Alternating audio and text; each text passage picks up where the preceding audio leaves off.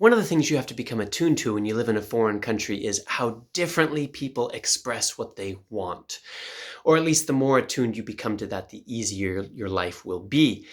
The best example for this was when I was in Japan, and over the first few months, I realized that I was not going to be very well utilized because I had been hired by a big government program to go into a public rural school, but the school didn't really know how to use me. And so I would spend probably 7.5 hours of my 8 hours at school sitting at my desk, not being asked to go into the class, actually being told I should stay at the desk.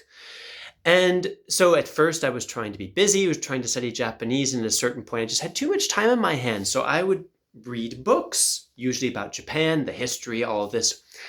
And a couple of times the director of the school would come by, walk by my desk, say, reading, yes?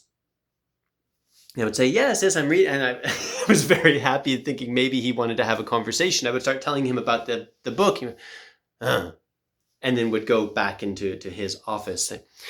And I started to catch kind of looks from my Japanese colleagues. I was the only foreigner there. There was no one to translate for me.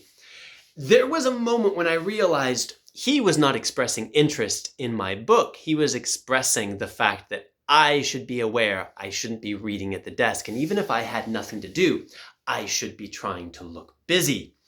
I came to call this being suggested, and it happened all the time in Japan that I was suggested very subtly that I should behave differently. And within the Japanese culture, I'm sure that it would immediately trigger a panicked reaction of realizing, I'm not behaving properly.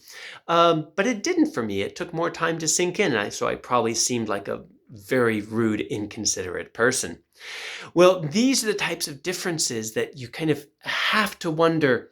These are the words that I'm hearing. This is what I'm understanding. What are the other things that might be behind this and what they're actually trying to tell me?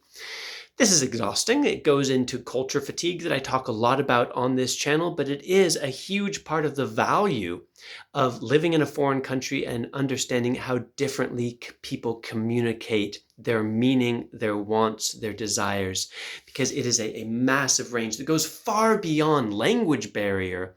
This is actually about culture barrier. What is your experience with culture barriers? Have you ever been suggested? And what have you learned in your experience of living in foreign countries? If this topic is interesting to you, then subscribe to follow the adventure.